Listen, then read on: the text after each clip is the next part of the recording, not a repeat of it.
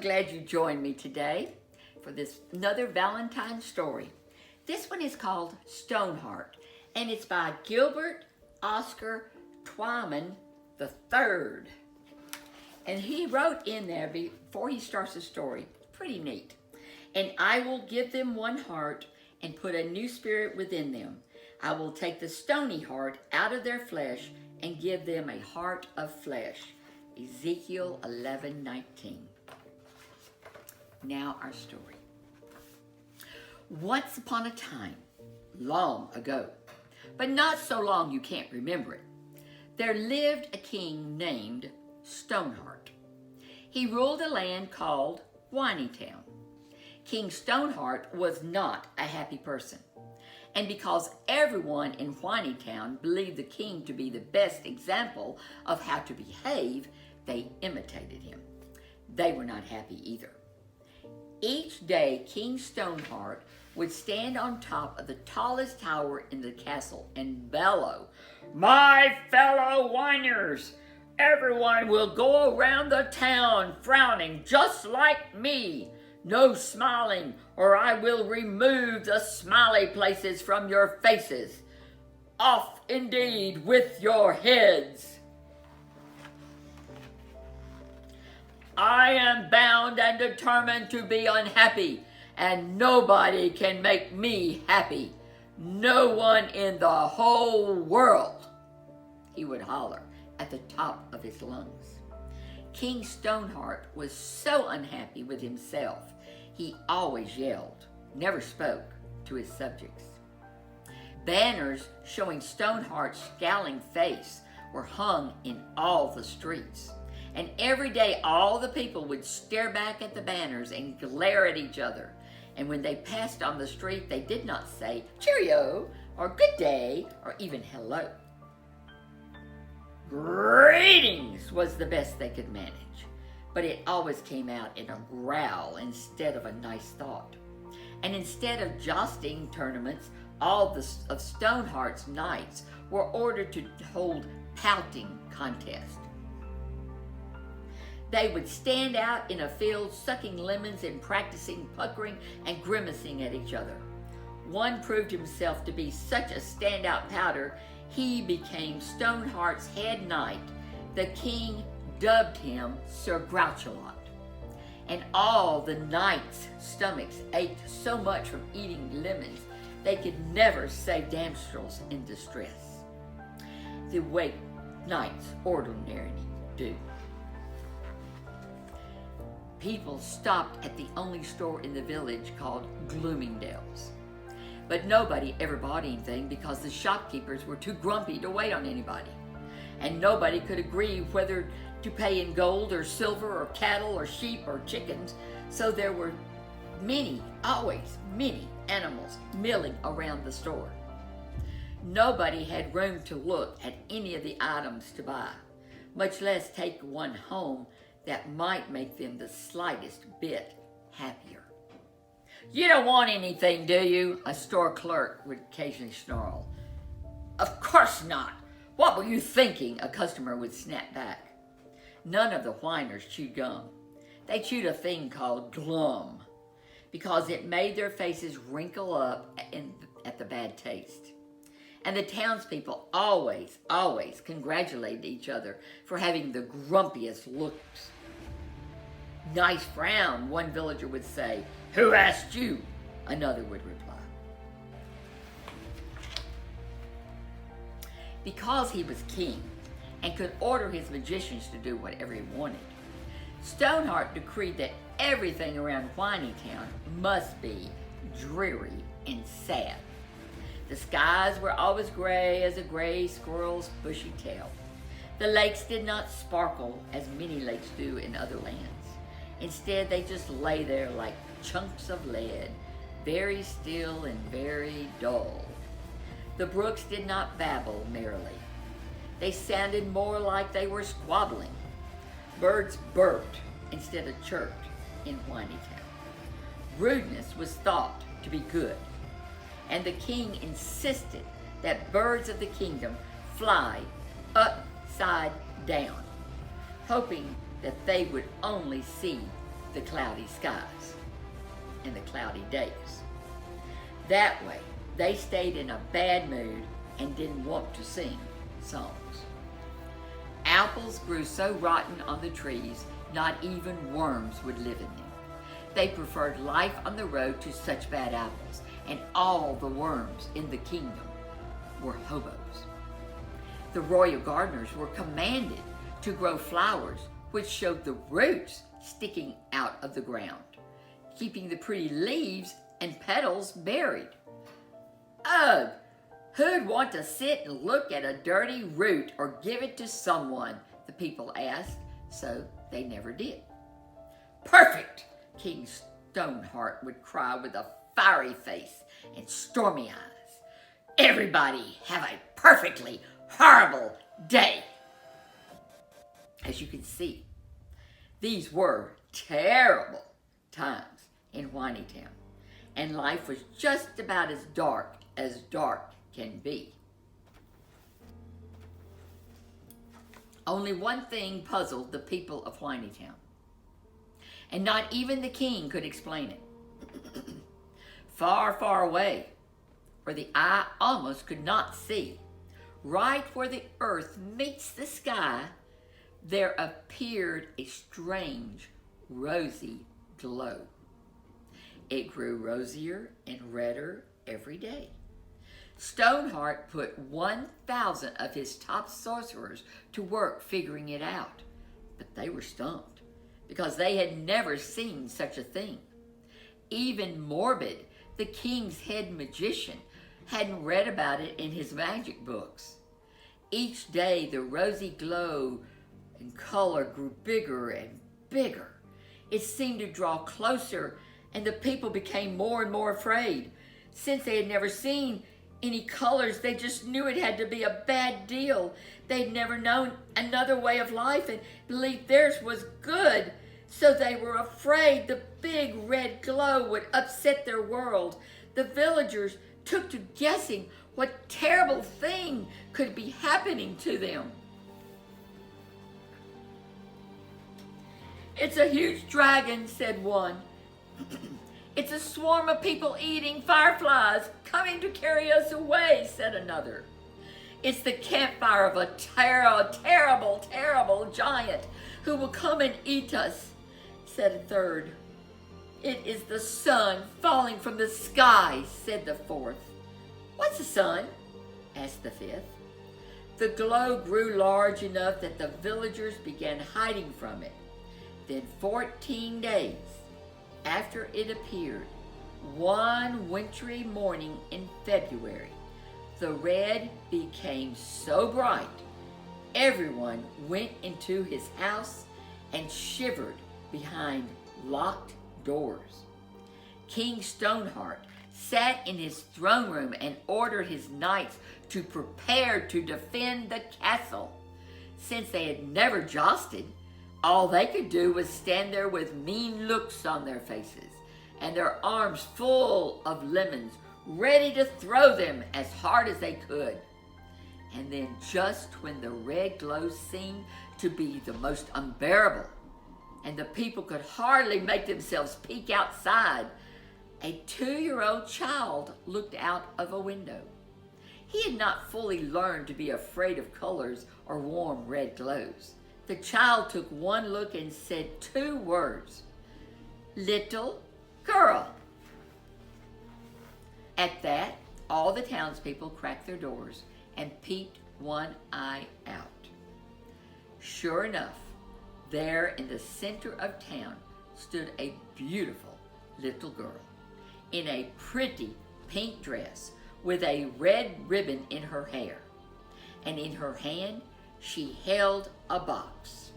And from the box came the brightest, reddest, rosiest glow you could ever imagine. Seeing that all the hubbub was not caused by a dragon or a giant or people eating fireflies, Stoneheart finally came stomping out of his castle. His knights flocked around him. The villagers came out of their houses, rushing into the town square until the little girl was completely surrounded. "Who are you?" Stoneheart demanded. drawing himself up to his full height and twisting his face, he hoped, into his scariest look. "And why have you come here?" "My name is Emily," said the little girl with a wonderful smile, "and I have come to give you a present." Just as the king was about to order the smiley place taken off of the little girl's face, he said, "Present?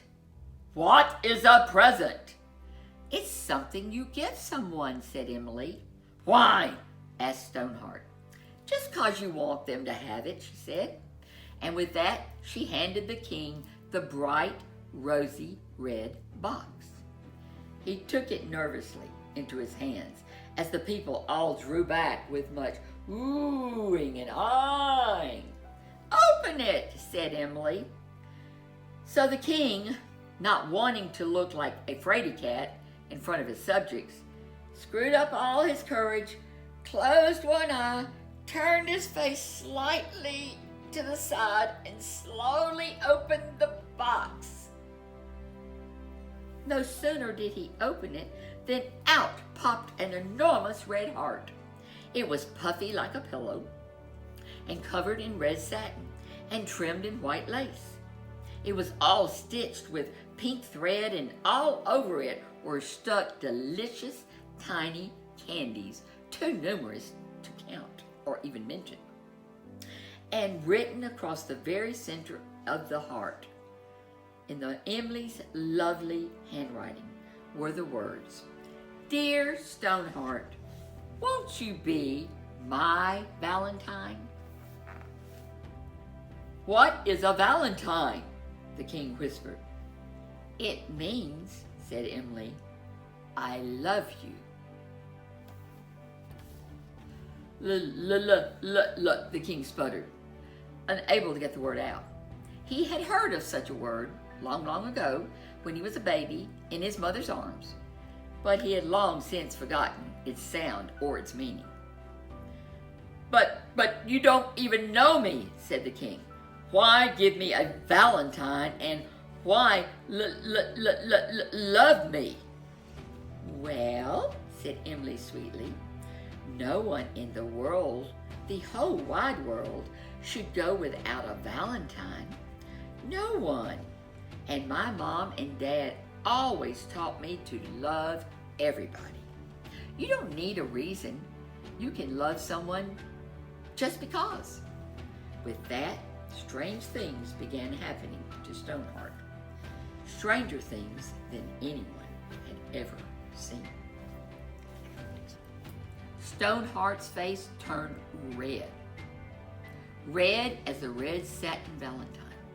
His mouth began to tremble.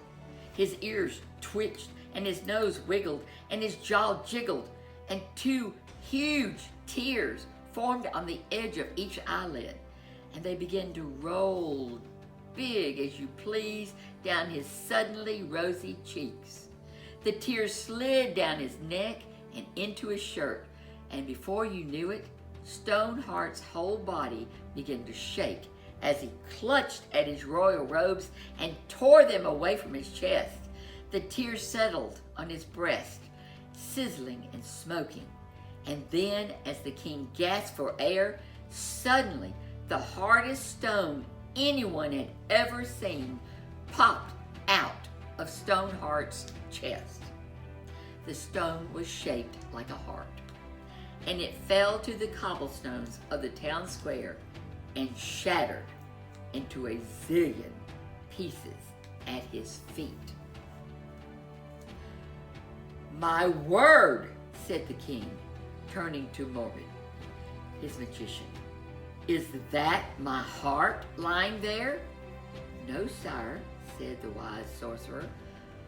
"Only the shell around it. You can see your real heart beating, I believe for the first time in many years." "But how?" asked the king. "Deep magic," said the sorcerer. "Deeper than any we've ever known around here for some time." But by then, no one could hear the magician's answer or the loud thumping of the king's heart. For Stoneheart had thrown back his head and given the most tremendous, thunderous shout. In fact, it rang through the town, out into the countryside, across the hills and dales and rivers and mountains, all the way back to the place where the earth meets the sky, where the people had first seen the red glow. But by this time, it was no bellow of rage, but one of joy. "Joy!" shouted the king. "Another word we'd forgotten around here, if I may say so, sire," said Morbid. The people all just stared at the king, not knowing if he'd gone daffy on them or what, until, that is, Emily started handing out Valentines to everyone.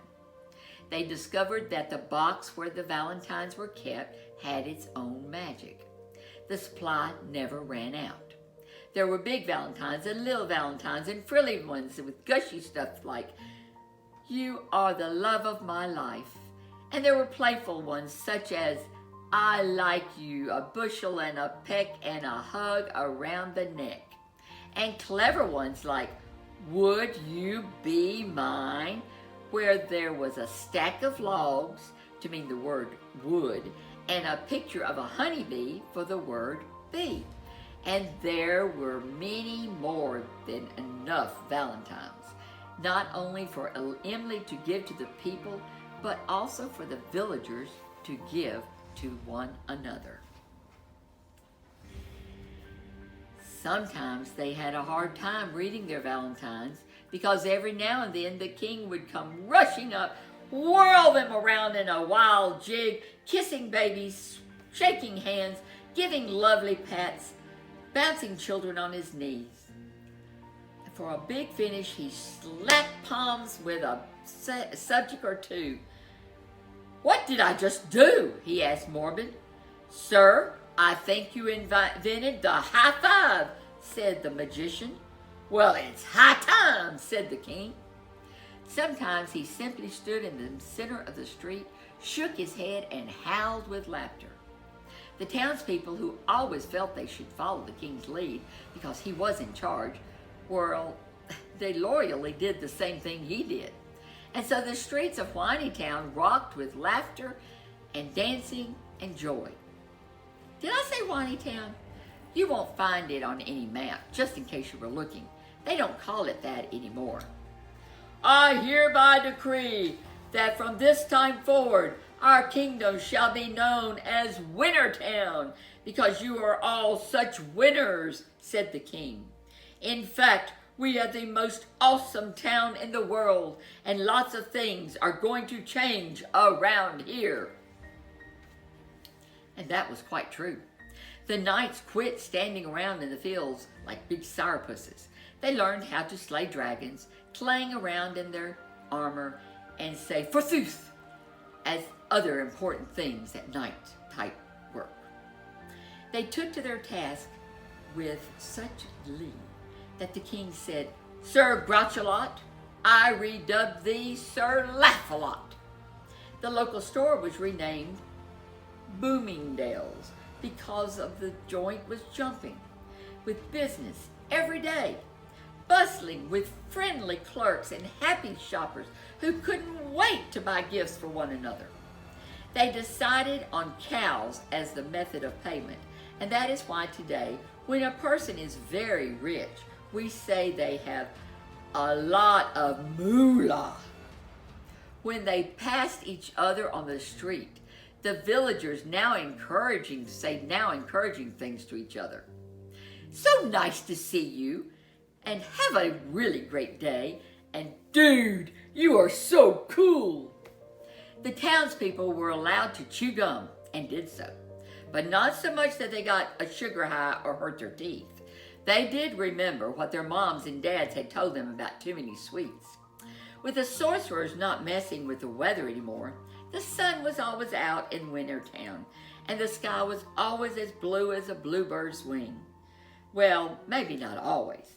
Nothing's really perfect, but it was sunny way more often than not. The lake sparkled, the brooks babbled, and the birds began to fly right side up. And when they saw all the neat stuff down below, they couldn't help breaking out singing the way birds are supposed to. One bird usually sang, "Some enchanted evening," and another one regularly belted out, "Love is a many splendored thing." And still another was known far and wide for, "I got you, babe, and I feel good." If the birds ever burped anymore, they politely put their wings over their beaks and excused themselves. Manners were an in thing in Wintertown. The worms moved back into the apples, and some worked together so well they were even able to build apple tree condos and rent them at low rates for less fortunate worms. There were no more hobo worms wandering the streets, sleeping under bridges, looking for a safe place to hole up at night. The flowers started coming up out of the ground, showing their blossoms and their blooms. And to tell the truth, everything just sort of blossomed in Wintertown.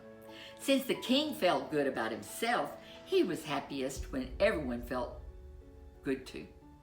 He almost always talked to his people, rarely yelling. He renamed his head magician Mirthful. He took down his own banners from the streets and replaced them with smiling subjects, their pictures. Each month, new faces went up. The king learned that it's good to take turns. Things got so great, the townspeople drew up a petition to change the king's name. One day they came down to the castle, every one of them, even the 2-year-old child who had first spotted Emily, and they shouted out the new name. "Long live King Stoneheart!" You see, they looked it up in the dictionary and found out Valentine comes from an ancient word that means strong. Oh yes, the kids looked things up in Wintertown. They always did their homework. In fact, King Stoneheart liked the link between his new name and the true deep magic that had happened in the town, the day they discovered loving Valentines. And he also commanded that there be a national holiday. "My fellow winners, we will celebrate this special day on February 14th because it took 14 days for Emily to bring the rosy glow from the edge of the earth to our kingdom," cried the king. "We will call the new holiday Valentine's Day." And that is what we have called it ever since. The end. I hope you enjoyed this cute little story of Stoneheart.